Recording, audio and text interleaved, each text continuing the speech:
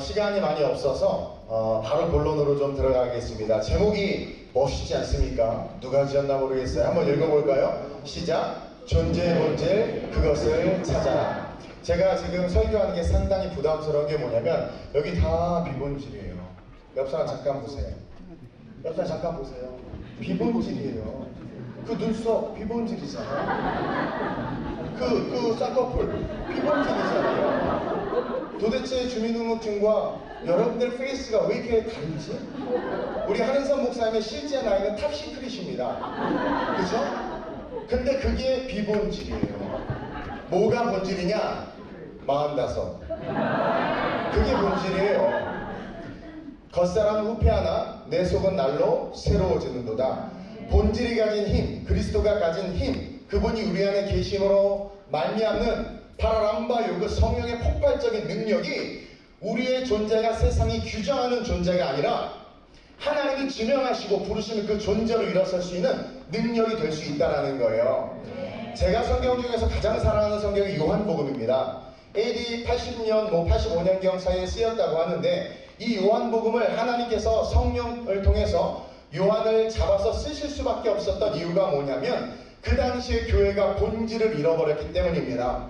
초대교회의 역사가 얼마나 뜨겁고 얼마나 능력이 있었습니까? 폭발적인 하나님의 영향력이 있었단 말입니다.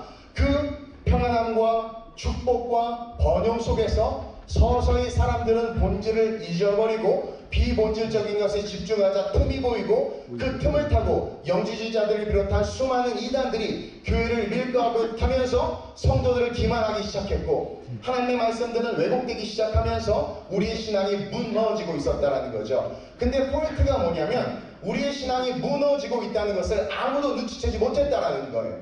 너무나도 심각했습니다. 그래서 하나님께서 어쩔 수 없어서 자신 사랑하는 요한을 붙잡으셔서 성령을 통해서 신약의 창세기라고 불리우는 이 요한복음을 쓰게 하셨다는 말이에요.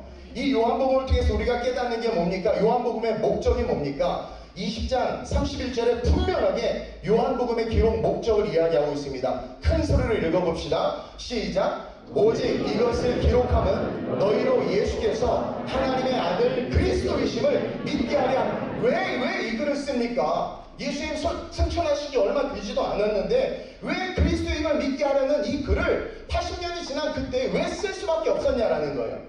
본질에서 멀어진 거죠. 또 이어서 뭐라고 기록되어 있습니까? 또 너희로 믿고 그 이름을 힘입어 생명을 얻게 다 나가 떨어지고 있는 거예요. 여러분, 예수가 길입니다. 예수가 진리입니다. 예수가 생명입니다. 그 길에서 벗어나면 낭떨어지고 다 죽어나가는데 하나님이 핏값으로 세운 교회가 예수의 길에서 외도하기 시작하고 그 길 밖으로 실족 발을 헛디기 시작하면서 자빠지는데 넘어지고 자빠지는 줄을 모르는 거예요. 그래서 하나님께서 이 요한복음을 기록하시면서 내가 너희로 예수께서 하나님의 아들 그리스도이심을 믿게 하려 하심이라. 이 믿음이 회복될 때 우리 안에 성령의 능력이 나타나는 겁니다. 또 믿기만 하는 것이 아니라 그 이름을 힘입어 empowering, 하나님께서 우리에게 주시는 그 놀라운 부여되는 그 힘을 통해서 생명, 이것은 단순하게 구원을 이야기하는 것이 아닙니다. 영지자들을 이길 수 있는 능력이요, 세대주의와 시대주의를 이길 수 있는 능력이요, 나로서는 할 수 없으나 하나님이 함께함으로 말미암아 할 수 있는 I can do everything, 모든 것을 할 수 있는 그 능력, 그것을 힘입어서 이 세대를 변혁시키고 이 세대를 뒤흔들고 예수가 생명임을, 그리고 예수의 인신받은 자들이 어떠한 존재임을 드러낼 수밖에 없다는 거예요. 옆 사람에게 너는 무능하지 않다. 근데 왜 그러니? 근데 왜 그러니? 여러분, 이게요, 우리가 till the day comes, 그날이 오고 있습니다. 언제인지는 모르지만 그날이 가까이 옴을 볼수록 세대는 더 악해지고 더 어렵고 험난합니다. 그러한 가까이 옴을, 그날이 옴을 볼수록 우리는 더욱더 그의 이름을 힘입어서 생명을 얻기 위해서 힘써야 된다는 거예요. 그래서 오늘 이 코스트에 본질을 회복하라는 이 주제는 우리의 심장 가운데 심겨져야 되는 하나님의 메시지인 줄로 믿습니다. 그래서 신앙을 정비하고 말씀으로 겸비하시길 주님의 이름으로 축원드립니다. 예수님 승천하시고 얼마 되지도 않은 그 초대교회 성도들의 신앙이 떨어졌다면 오늘 우리의 신앙은 어떨까요? Nothing. 아무것도 없어요. 우리는요, 기복적 신앙과 내가 주인 돼서 내가 원하는 것을 얻고자 하는 신앙으로 살아가지 그분이 원하시는 것이 무엇인지를 묻지 않습니다. 교회 와서도 내 필요와 내 니드만을 구하지 그분께서 나를 부르심으로 말미암아 내가 어떠한 스텝이 내가 어떠한 발걸음을 내딛기를 원하는지에 대해서 묻지 않는다라는 거예요. 다른 말로 하면 믿음이 사라지고 있다라는 것이죠. 아예 사라졌다라는 겁니다. 누가복음 18장 8절에 분명히 이야기합니다. 큰 소리로 시작. 내가 너에게 이르노니 속히 그 원한을 풀어주시리라. 그러나 인자가 올 때에 세상에서 믿음을 보겠느냐. 주님이 오는 날에 가까이 올수록 세상에서 사라지는 것은 믿음인데 동시에 증가하는 것이 있다라는 거예요. 내 원한을 풀어주소서, 내 소원을 들어주소서, 내가 원하는 것이 해결되길 원합니다라는 인본주의적인 간구는 늘어나지만 정말 주님이 원하는, 주님이 바라보길 원하는 그 믿음의 고백들은 사라지고 있다는 거예요. 따라서 우리는 이러한 시대 속에서 방금 읽은 말씀을 통해서 본질을 캐치해내야 돼요. 방금 읽은 말씀을 통해서 우리는 우리 안에 두 가지 본질의 모습이 있다는 것을 발견할 수 있습니다. 다른 말로 말하면 믿는다고 말하는 크리스천들의 그 믿음의 종류가 두 가지라는 거예요. 첫째는 뭡니까? 시작. 그날을 보기 원하는 믿음이 있다는 거야. 누구나 그날을 바라보길 원해요. 찬양도 마라나타 주 예수의 오시옵소서. 우르사를 많이 먹은 것 같아. 아니 주님 오시면 어떻게 될지 그냥 구원받는다고 착각하는데 인자가 다오실 때 믿는 자를 보겠느냐. 예정은 그런 거 얘기하고 싶지 않아요. 여기서는 중요한 건 우리의 신앙의 실제를 말하고 싶은 겁니다. 오늘날 이 세대에 사실 우리는 그날을 보길 원하는 믿음이 있어요. 그날이 가까이 오면 볼수록 주님 보고 싶다. 주님 그게 들려 올라갈 때 막 포즈도 연구하고 승천해서 영원한 천년의 것과 영원한 하나님의 나라에서 살아야지. 그 믿음이 있어요. 근데요 방금 읽은 누가복음 18장 8절을 통해서 이 말씀에 예수님이 방점을 어디에 두고 있냐면 인자가 올 때에 즉 그날을 보기를 원하는 믿음이 있다라는 거예요. 그러나 그 본질의 믿음을 가지고 오늘 사는 사람들이 있지만 대부분의 사람들, most all people, 대부분의 사람들은 뭐예요? 그 믿음을 잃어버렸다는 거예요. 그러면서 또 한 가지 그리스도 안에 있는 믿음을 이야기하고 있는데 방금 누가복음 18장 속에 숨겨진 말씀이 이제 뭡니까? 원하는 것을 위한 믿음. 이것은 점점 증폭되고 있는 거예요. 여러분 누가복음 18장의 시작은 한 과부와 불의한 재판장의 이야기로 시작됩니다. 너무나 다 아는 얘기죠. 그리고 믿음이 있고 없고를 떠나서 이 이야기의 수의 핵심은 믿음이 있고 없고를 떠나서 간절한 바람과 원한이 풀어지는 결론을 통해서 신앙이 있었어요. 그 과부가? 그 억울한 일을 당한 사람이 예수의 십자가에 대한 어떤 고백이 있었습니까? 성경은 말하고 있지 않습니다. 그러나 그 스토리에서의 핵심은 뭐냐면 그 간절한 바람이 어떻게 된 거예요? 이루어졌다. 원한이 풀어졌고 예수님이 뭐래요? 내가 너에게 이르노니 속히 그 원한을 풀어주시리라. 즉 누구나 바람과 소원이 있고 억울함과 고통이 있어서 많은 신들에게 부르짖고 하나님에게도 부르짖지만 결국 기독교가 우리의 신앙이 이런 것에만 머무르게 된다면 첫째로 어떤 일이 일어난다? 있던 믿음이 사라진다. 그게 초대교회의 문제였단 말이에요. 그래서 요한을 통해서 요한복음을 쓰실 수밖에 없었다라는 거죠. 그리고 그 요한복음은 7가지 내러티브를, 기적의 내러티브를 가지고 기록되어 있는데 신약의 창세기라고 불릴 정도로 예수가 하나님이시고 하나님이 말씀이 곧 예수다라는 것을 통해서 우리의 삶의 새로운 창조를 이야기하고 있단 말입니다. 그리고 그들이 그토록 원하는 기적과 이적 능히 이루어 주실 수 있는 분이라는 거예요. 그러나 그 모든 7가지 표적이 따르는 그 골이 뭐예요? 예수 그리스도라는 거죠. 따라서 우리의 신앙이 점점 우리의 소용만을 위해서 살아간다면 있던 믿음은 사라지고 그것은 어디로 이어지느냐? 천국을 잃어버려요. 여러분 천국 간다고 확신합니까?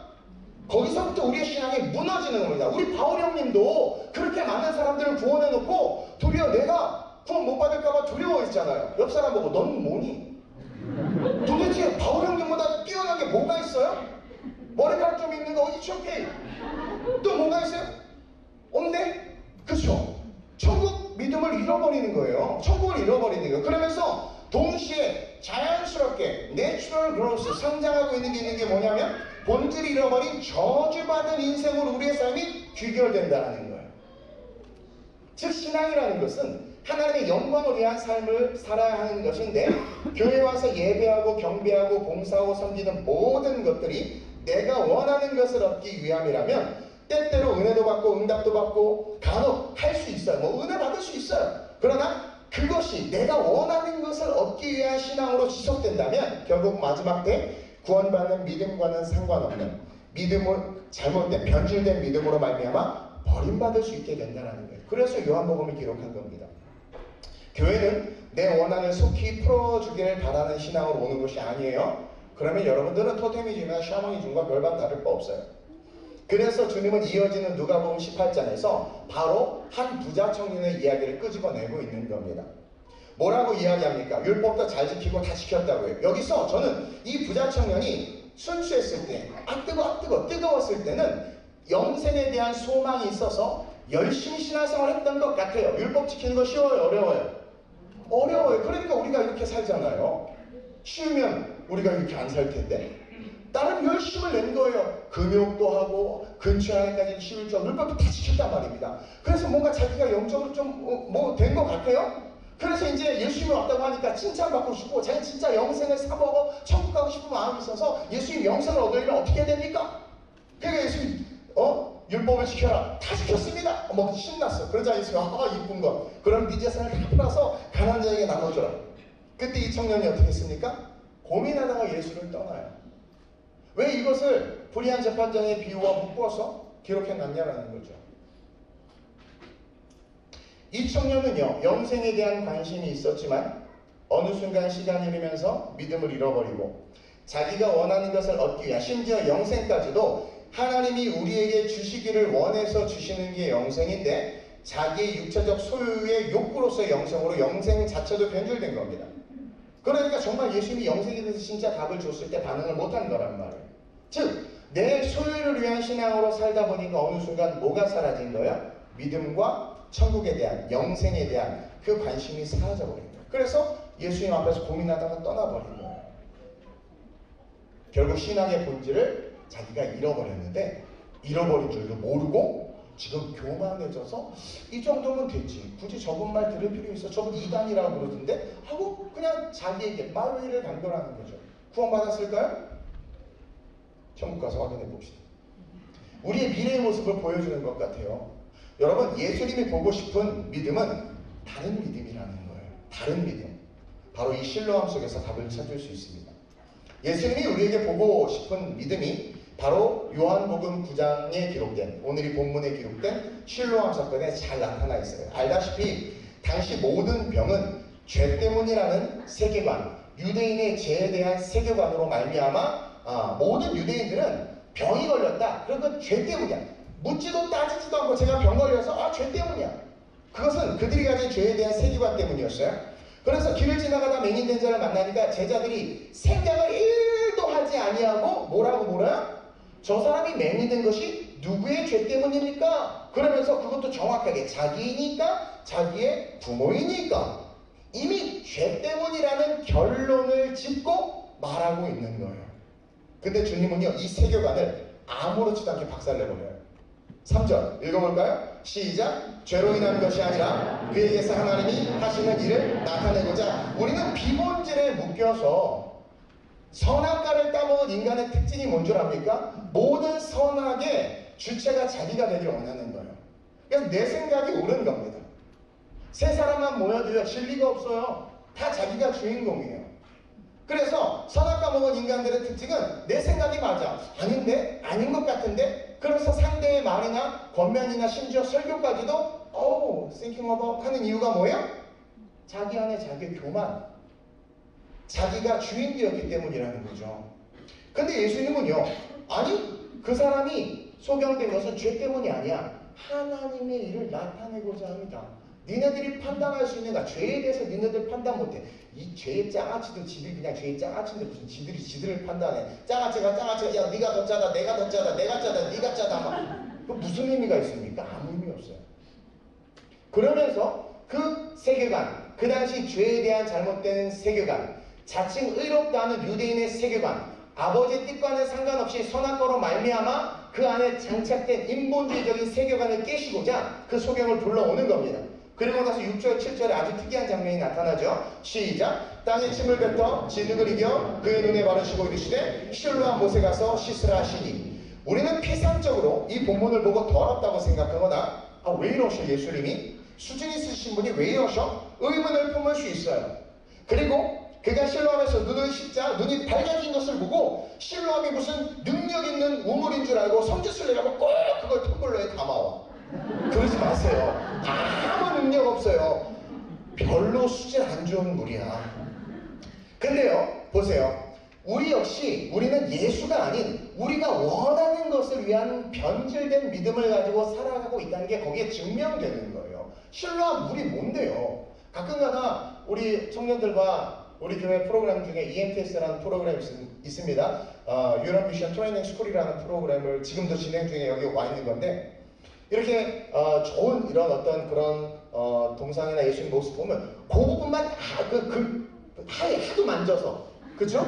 근데 만지는 대부분이 성지순례 온 개신교 그리스도인들 본어게인 크리스찬 그거 만지고 있어. 어머 권사님 이거 만져봐 아들한테 막 그러면서 아빠 허리 찢어 막 이러면서 막 아니 성당 가셔야지 성당 가셔야지 권사라면서요. 심지어 장로님도 갑시다. 난 이해를 못하겠는 거예요. 그분들의 신앙이 정상입니까? 근데 한국교회에서 서컬로만 정상이라고 불리는 범주 안에 있는 거예요. 그래서 한국교회가 무너지고 있다는 거죠. 우리는 우리가 인식하지 못한 채 변질된 믿음으로 말미암아 살아가고 있다는 것을 교회 안에서 예배 속에서 세상 가운데 증명하고 있는 거예요. 저는요 나름대로 젊을 때 전도사 개척을 지금까지 걸어왔지만 저도 나름대로 생각도 많고 비전도 있어서 많은 것들을 해봤어요. 신학교에 공부할 때 시커 서비스 구도자 예배에 대해서 되게 긍정적으로 생각해서 교회가 교회 문턱을 낮추기 위해서 크로스오버를 하고 세상 문화를 도입하는 것도 좋다라고 생각했는데 잘못됐다라는 거죠. 하나님은요 그딴 싸구려 그딴 어떤 공연이나 그딴 걸로 하나님의 영광을 드러내시지 않아요. 그 전제가 분명해야 됩니다. 따라서 복음은 상당히 급진적이면서 상당히 보수적인 양면을 갖고 있단 말입니다.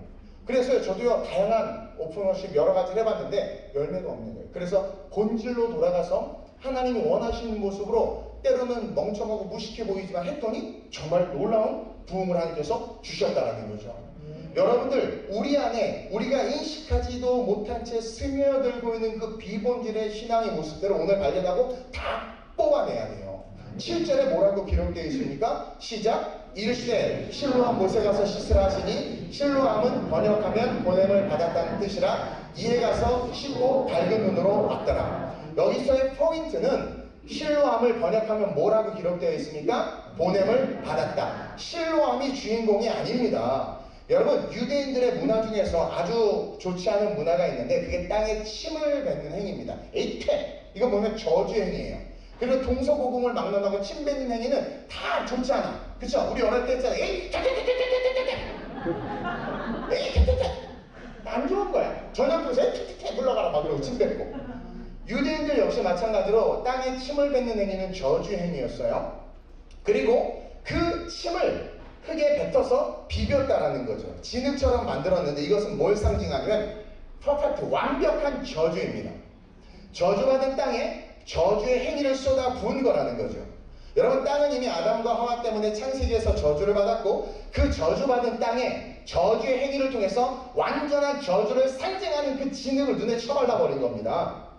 다시 말하면 니네들이 죄에 대해서 이게 죄다 아니다 판단한 그 자체가 어리석을 뿐만 아니라 이미 너희들은 사형 선고를 받았어. 그것이 유예될 뿐이지 니네는 지옥의 불쏘시개야. 그런 니네들이 뭐가 옳고 그름을 이야기하고 뭐가 맞다 틀리다를 이야기하냐라는 거예요. 저 사람이 소경되고 누구의 죄냐고? 아니 누구의 죄 때문이 아니라 우리의 본질이 뭐냐? 하나님의 영광을 위해서인데 너네들은 왜 옆 사람을 보고 누구를 보고 저 인간을 판단하되 선악과를 먹고 너네들의 기준을 가지고 판단하냐는 거예요. 하나님이 뭐예요? 하나님이 심을망측하게 지은 자요 하나님의 형상과 모양을 따라 하나님께서 만든 하나님의 창조물이라는 거죠. 그것을 깨달으라는 거예요. 그래서 그 죄의 세계관에 묶여있는 자들을 완전히 박살내려고 저주 그 자체의 진흙덩어리를 만들어서 눈에다 쳐 발라버린 겁니다. 그리고 그에게 뭘 줍니까? 실로암을 준 거예요. 다시 말하면 미션, 사명을 준 거예요. 자, 정리를 하면 첫 번째 그가 누구를 만납니까? 예수를 만났습니다. 세상 사람들을 만났을 때는 죄의 장아찌라는 소리를 듣고 정죄를 받은 소경이었습니다. 근데 그가 예수를 만납니다. 그리고 예수로부터 사명을 받죠. 저주받은 인생, 완벽한 저주라는 존재인데 그 저주받은 눈에 진흙을 쳐발린 그가 사명을 받아서 실로암으로 가라는 그 사명을 받고 순종합니다. 그냥 그냥 just walking.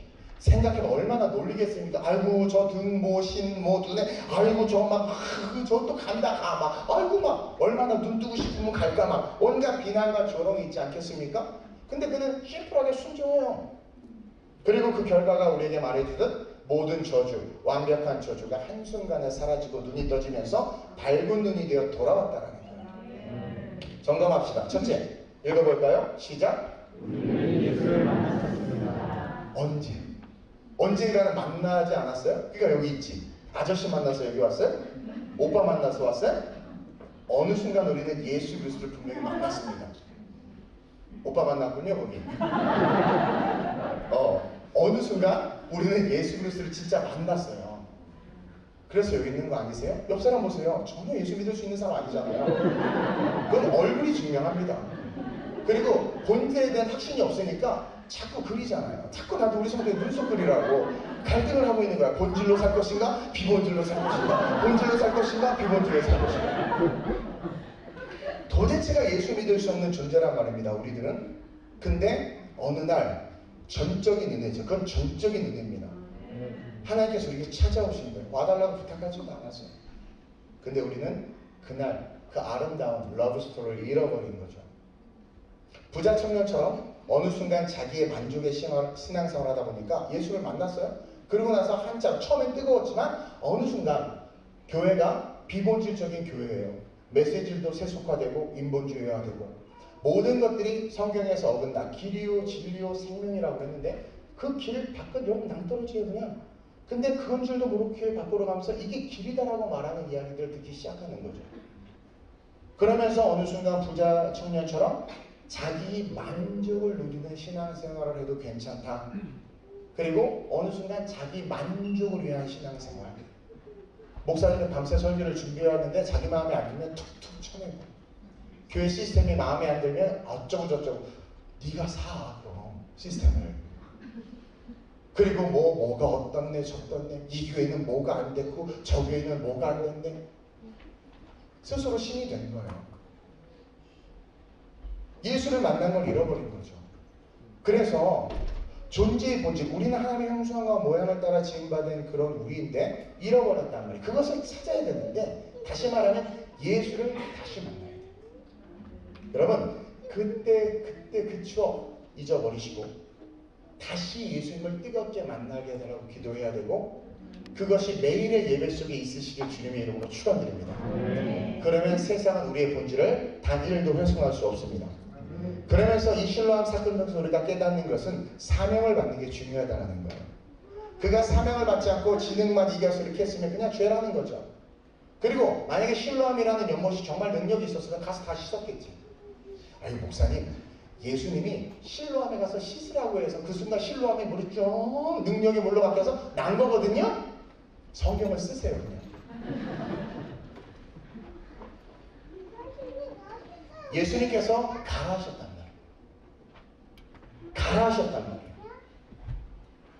창세기부터 요한계시록까지 성경으로는 내러티브를 보면 뭐 사랑이다 뭐다 말을 하는데 저는 가라.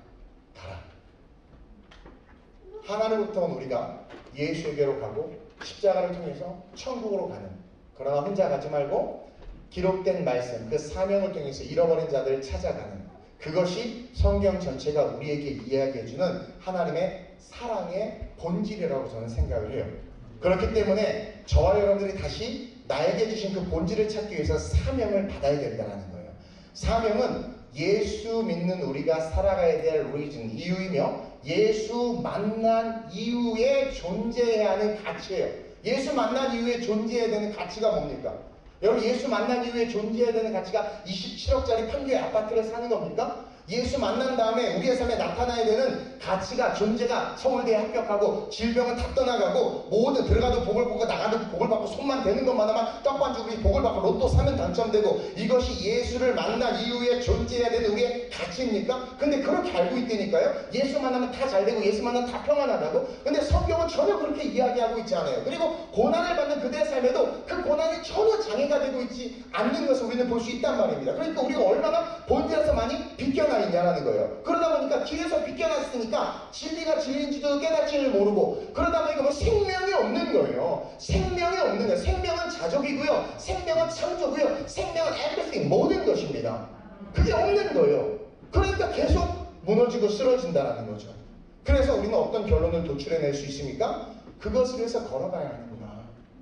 그럼 이 코스트에서 우리가 기도해야 되는 건 뭘까요? 예수를 만나게 해달라고 기도해야 되고, 각자 인디비주얼한 영역 속에서의 사명이 있어야 된단 말입니다. 저는 유전공학자가 되고 싶었던 사람입니다. 그리고 집안 형편상 떨어져가지고 재수는 못해서 IT를 공부했단 말입니다. 왜? 돈 벌고 싶어서. 돈에 좀 이렇게 상처가 있거든요. 그래서 막 했는데 어느 날 하나님이 저를 부르시는 거예요. 주의 종의 길을 가라. 70억 인구가 많은 것은 알지만 번지수가 좀 틀리셨어요. 그러니까 네가 가라. 그래가지고 정말 다 내려놓고 걸어갔단 말이에요. 전도사인데 청년들 18명 데리고 사역하는데 개척해라. 또 틀리셨다고. 보낼 만한 자를 보내셨어서. 근데 여러분, 제가 뭘 느꼈냐면요, 사실 제가 고집도 세고 좀 그런데요, 진짜 하나님을 만나면 그분의 음성이 들리니까 순종할 수밖에 없더라고요. 그래서 청년 18명 데리고 500만 원 가지고 개척했어요. 진짜. 제가 아까도 어제도 잠깐 얘기했지만 벌써 언제 어느 순간 이렇게 나이가 들었는지 모르겠지만 젊어 보이죠? 한은선 목사님의 뒤를 이어서 제 나이도 시크릿입니다. 그래서 걸어갔더니 어떤 일이 일어나느냐, 정말 생명이 나타나더라고요. 제가 개척할 때 선배 목사님이 이전도사 목사 안수 받고 해. 이전도사 11조 성도가 최소 5명은 있어야 돼. 이전도사 거기 개척하면, 제가 서남목자교회 옆에다 개척했거든요. 거기서 한 500m인가 이렇게. 네. 또 우리 교회 청년이 유기성 목사님 조카예요. 그래서 뭔가 혹시나 하는 그런 기대가 있으면 여지없이 무너졌지만 뭐 어쨌든 안 된다는 거죠. 근데 형편상 뭐 거기밖에 갈 수 없으니까. 근데 다 안 된다고 말하는데 정말 신기한 게, 사명을 받아서 그냥 주님만 보고 걸어갔더니 정말 생명이 미쳐요. 엄청 부흥하기 시작하는 거예요. 엄청 부흥하기 시작하는 거죠. 그러면서 깨닫습니다. 시간이 없다고 그래서 결론입니다. 나는 무엇이 나타나는 삶을 살고 있는, 여러분, 이것이 우리를 본질로 견인해 줄 수 있는 아주 심플한, 우리 스스로에게 되물을 수 있는 거울일 수 있다는 거죠. 여러분들의 삶에 무엇이 나타나고 있는지를 보시기를 바랍니다. 우리의 존재의 본질은 뭐예요? 예수 그리스도예요. 예수가 없는 우리는 아무리 화려하고 위대하고 돈이 많고 능력이 많아도 따라합시다. 더스트. 먼지야, 먼지. 창세기 3장 19절 보세요. 시작. 내가 흙으로 돌아갈 때까지 얼굴에 땀을 흘려야 먹을 것을 먹으리니 내가 그것을 취함을 입었음이라. 스탑. 옆 사람, 너 이렇게 살고 있다. 이거 위해서 살고, 이것 때문에 교회 나오지 않아요? 유학생들이요, 밥 맛있는 한인교회 가지 않아요? 김치 주는 한인교회 가지 않나? 저는 한국에 있어서 잘 모르지만, 이거 위해서 살고, 하나님도 이것 때문에 필요해. 이것 때문에 필요해.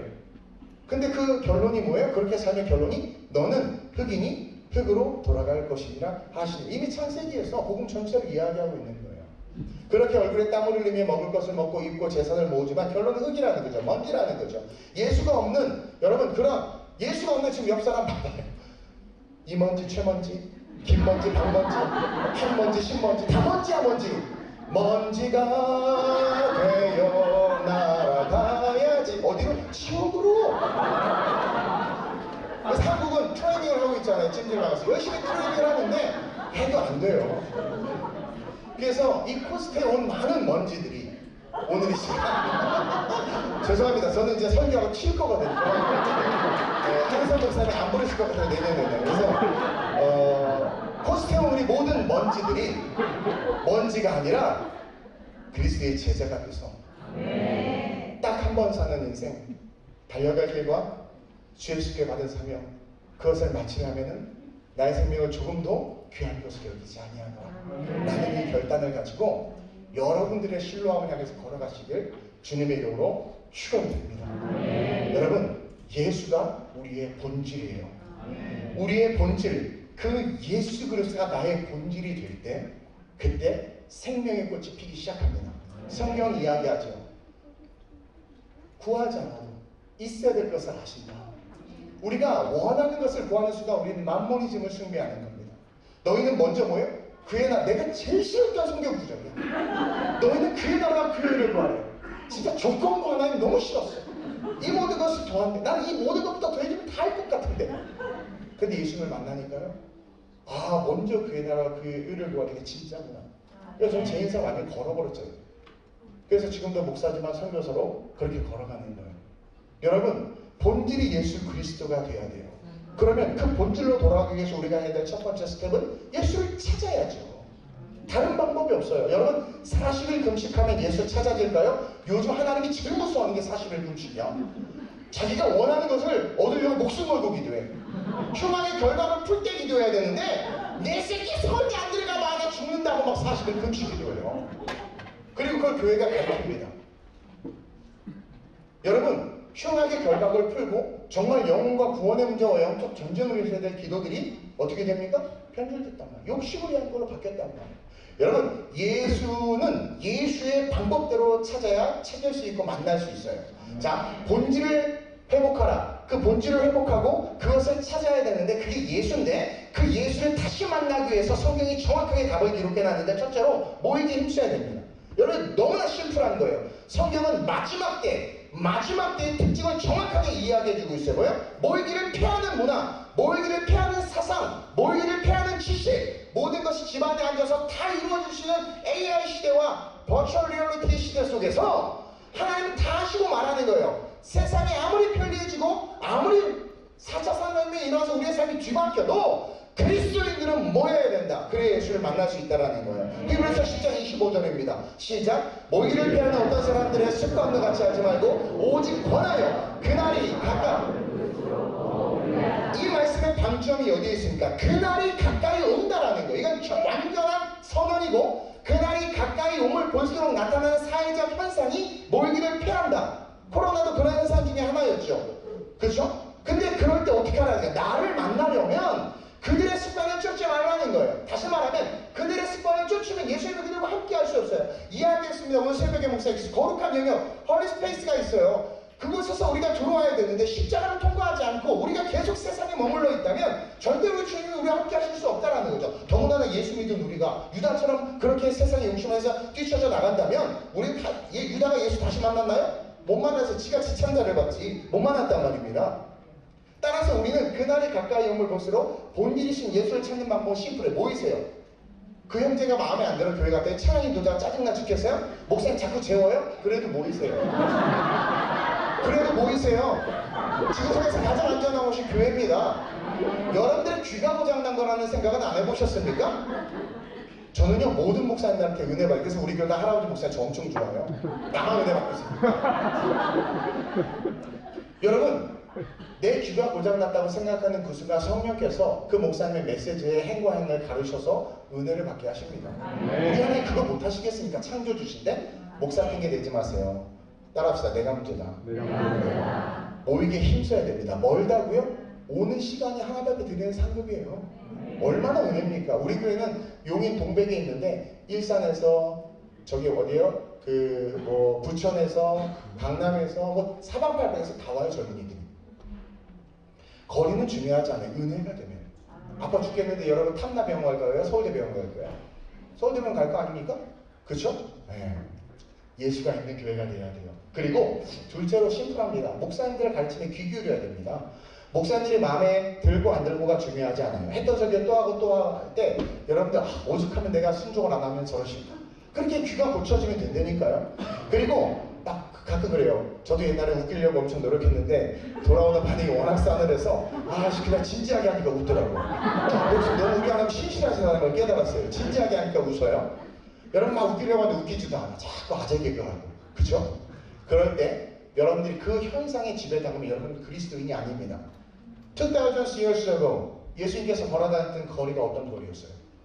2000년 전에 예수께서 다녔던 그 땅이 만났던 사람들이 어떤 사람들이었어요? 옆 사람 보고 너보다 험악한 사람들이에요. 근데 그곳에서도 우리 주님이 어떻게 하셨어요? 랍비의 말을 듣고 그들의 이야기를 경청하고 우물가 여인의 이야기를 듣고 함께 했단 말이야. 죄에 짜가지고 아니 가능하다 잡혀. 상종하게 주시는데 우리 예수님 어떡하지? 다 들어주셨죠. 지금 이 강단에 이 강의의 포커스는 여러분들입니다. 그래서 여러분들이 해야 되는 일을 말씀드리고 있는 거예요. 여러분, 초대교회가 세워진 사도행전 2장 41절의 말씀입니다. 한번 볼까요? 시작. 그들이 사도의 가르침을 받아 서로 교제하고 떡을 떼며 오로지 기도하기를 힘쓰니라. 자, 그들이 누구의 가르침을 받았대요? 이게 초대교회 폭발적 부흥의 핵심이에요. 아저씨의, 일곱 집사의, 옆집 아줌마의 가르침을 받지 않았습니다. 성도는 목사의 가르침을 받아야 돼요. 목사님의 퀄리티? 저도 박사 없어요. 저는 얘기하죠. 쉬워.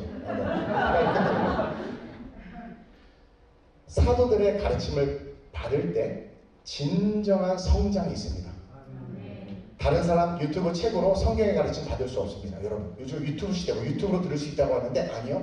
절대. 어떤 분은 걱정하더라고. 나보다 탁월하신 분들은 유튜브에서 막 설교하는데 우리 성도들이 안 들으면 어떡해? 그 목사님도 살짝 잘 돌봐드려야 돼. 염려할 필요가 없어요.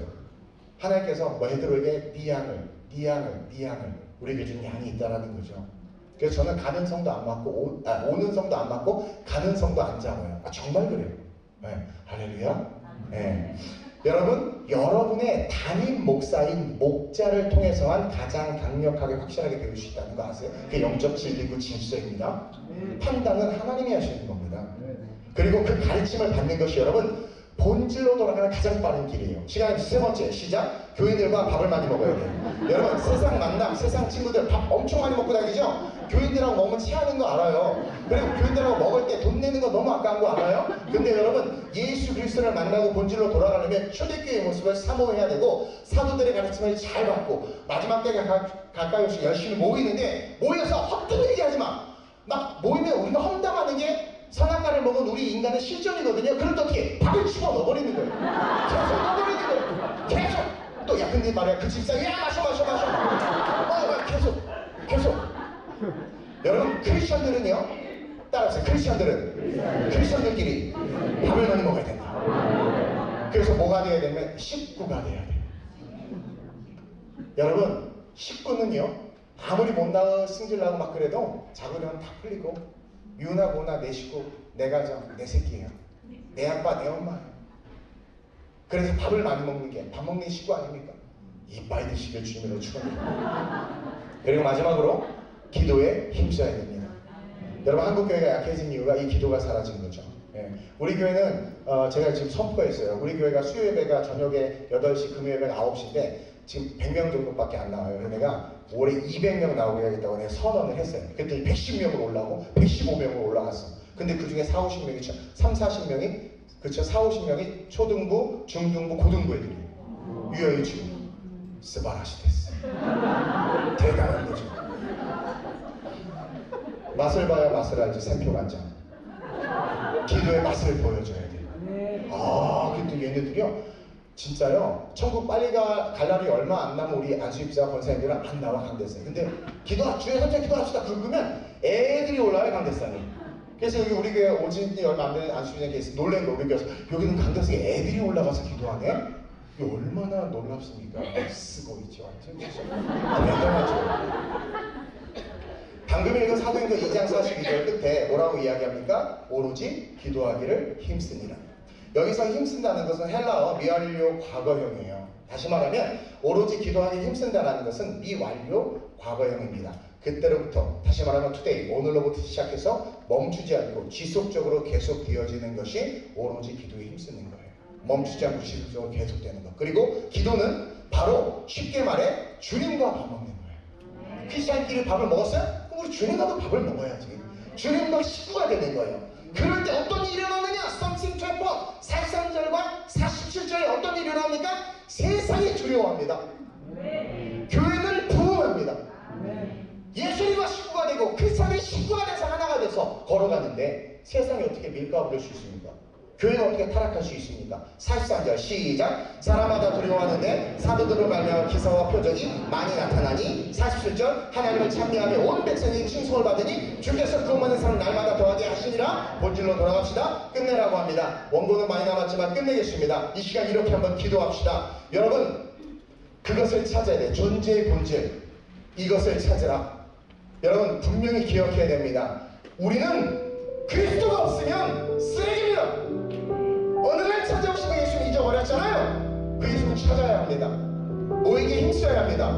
자꾸 이루어지지 마세요. 예수님이 구원하신 그대 속에서 모여야 합니다. 그리고 열심히 밥 같이 먹읍시다. 여러분, 사도에게 가르침을 받았을 때 초대교회가 부흥했습니다. 거짓 사도들에게 가르침 받은 교회는 타락했습니다. 여러분들이 담임 목사에게 교육받아야 됩니다. 그분들의 말씀을 먹어야 됩니다. 그리고 동시에 예수님과 함께 밥 먹어야 합니다. 기도해야 합니다. 그러므로 말미암아 우리의 존재가 회복되어져서 다시 길 위로 올라서서 생명을 얻고 진리 가운데 감으로 세상이 두려워하고 교회가 부흥하는 그 역사의 주역이 되는 줄 믿습니다. 나를 그렇게 써달라고